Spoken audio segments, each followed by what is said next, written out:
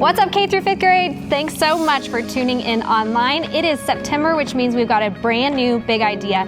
This month, all month long, we are talking about compassion, which means caring enough to do something about someone else's needs. Right. Today, we're learning all about that Jesus is the light of the world, but you can also shine like Jesus. Before we get to the Bible story and worship, we're going to see what it means to live compassion loud.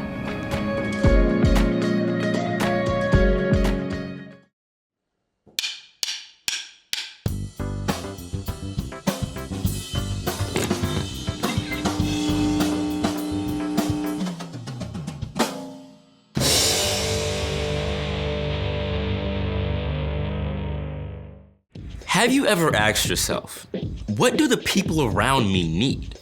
When you start to pay attention, you'll see needs everywhere.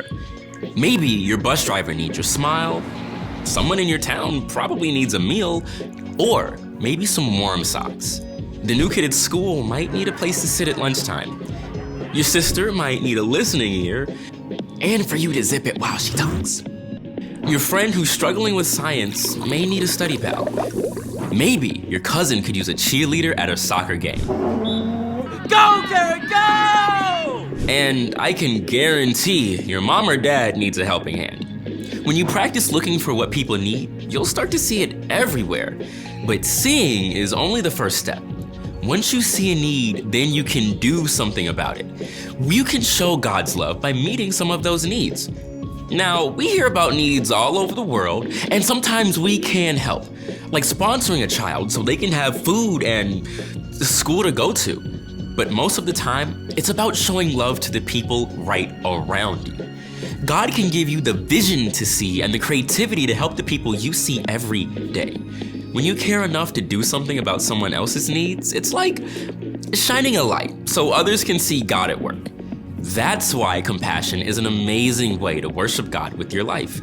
Because worship is about more than just singing loud. It's all about living loud.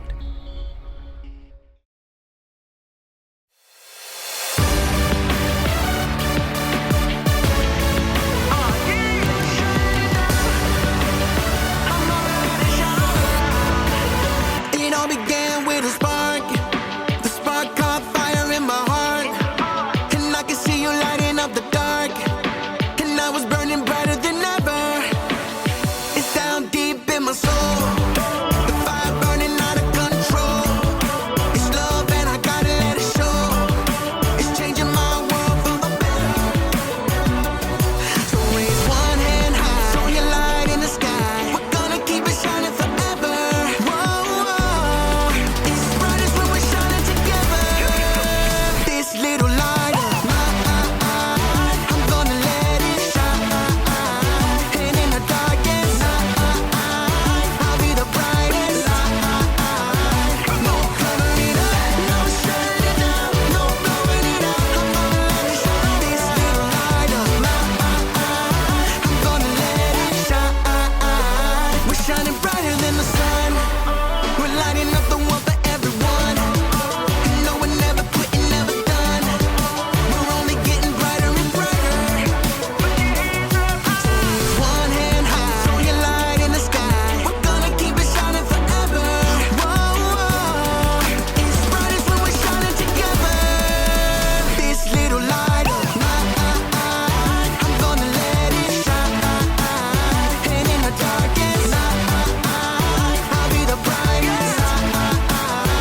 No covering up, no shutting it down, no blowing it out. I'm gonna let it shine. This little light of mine, I'm gonna let it shine.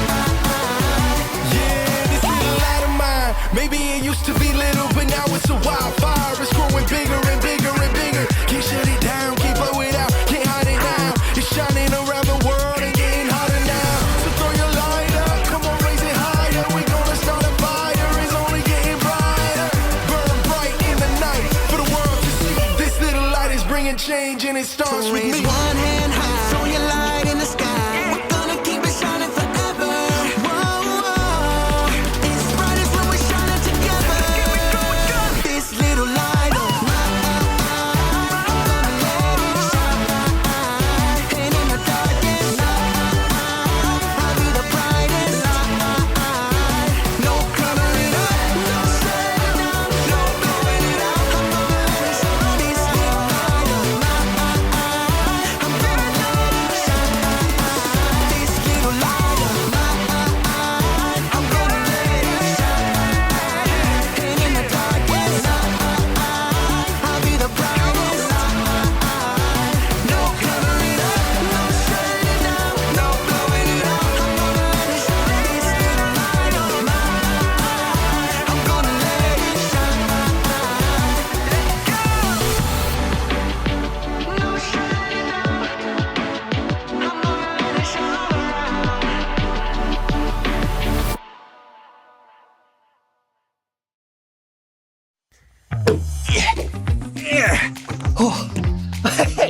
look of the storyline. Oh, oops. Whoa. Well, this week we're taking a look at the way God wants us to shine, but not directly in people's eyes.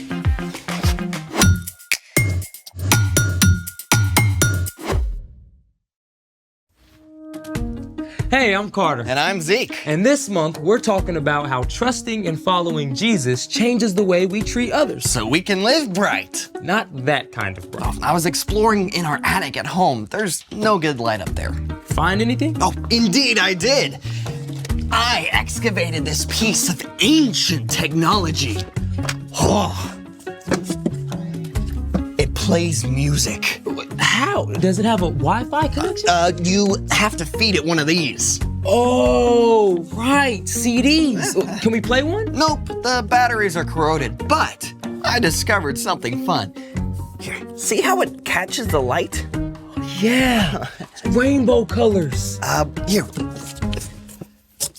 You hold this. Okay. Lights, please. Oh, look at that. Very cool. The CD is just like a prism. Uh-huh. When white light hits a CD, the fine circular lines on its surface diffract the light, which is separated into all the colors of the rainbow. Thank you for enlightening us. You know, I've got another bright idea. Oh? Oh, I'm gonna need your headlamp. I'm in. You ready? Let's do it. So, I was brick building with my little sister yesterday, and we created this. Oh, what have we here? Welcome to the Light Maze Challenge! I see a maze. I see a light. What's the challenge? This is us. We're bricktastic. You and me, we're stuck in the dark here in the center of the maze. Oh, it's not dark. Well, it will be when we turn off the lights. Oh. Your challenge is to direct this light in such a way that it goes along each pathway in the maze until it reaches us right here in the middle. So we're mastering light? Let me reflect on that. Aha! Reflection! Mirror, mirror in the lab, who's gonna beat this challenge that's fab? Okay, that is a terrible rhyme. Also, you have 60 seconds to set up the maze. Ready? Like a light bright. Speaking of which, lights out. And go! Oh. Put that there, perfect. Right? That goes there. It's already reflecting. Yes, look at that. Nice, nice. Just a little bit more. I can see the light. There it is. It's almost reached us. And done! You've managed to beat the challenge and rescue us from the peril of the dark. Lights! You did it! Amazing! As light enters the maze, it reflects off each mirror in order until it reaches us in the center. Oh, thanks for making my day just a little bit brighter, bro. Anytime. Speaking of brighter, it's time for The story before the story. Today, we're in the book of Matthew. Matthew was one of the 4 books called the Gospels. These books tell stories from the life of Jesus. Matthew was written down by one of Jesus' followers, a tax collector whose life was turned upside down by his friendship with Jesus. When Jesus was about 30 years old, he began to travel from town to town, teaching and healing. Everywhere Jesus went, big crowds gathered. Many sick people were desperate to be made well, and Jesus healed them. But Jesus also cared about people's hearts and minds. So he showed them what it looks like to shine God's light by loving others.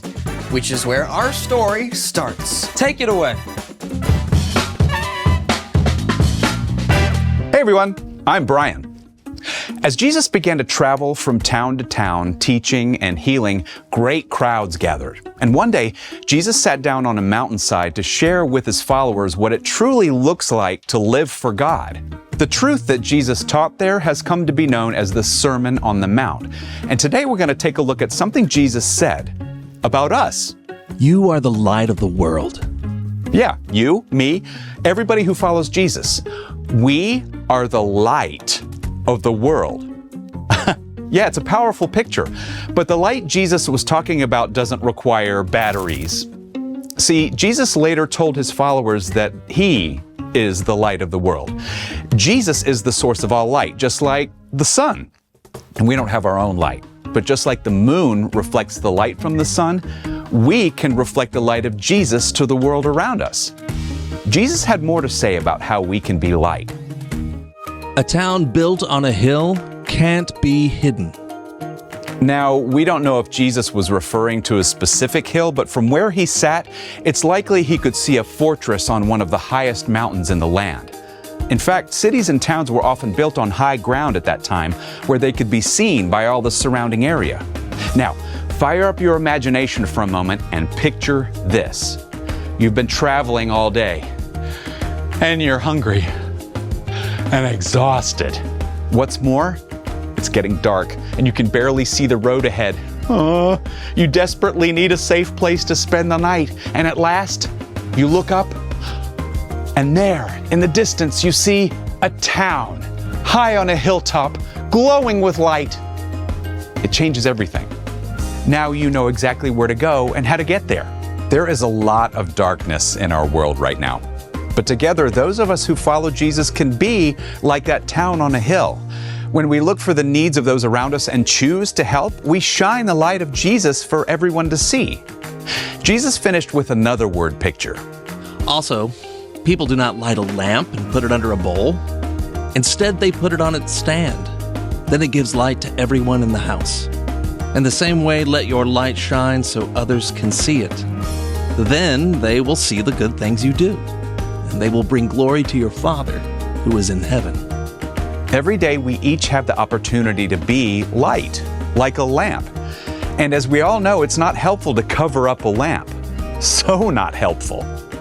Here's how you fit in. God has given you love, forgiveness, joy, and a unique set of gifts. And if you don't share those things, it's like sticking a cover over your light. But when you do choose to share what God has given you, then you reflect the light of Jesus. Maybe your mom is having a super stressful day, and you might take a few minutes to help her out. That small act of kindness can remind your mom that God is always with her, even during a hard day. Or maybe there's a kid in your class who's been really quiet lately.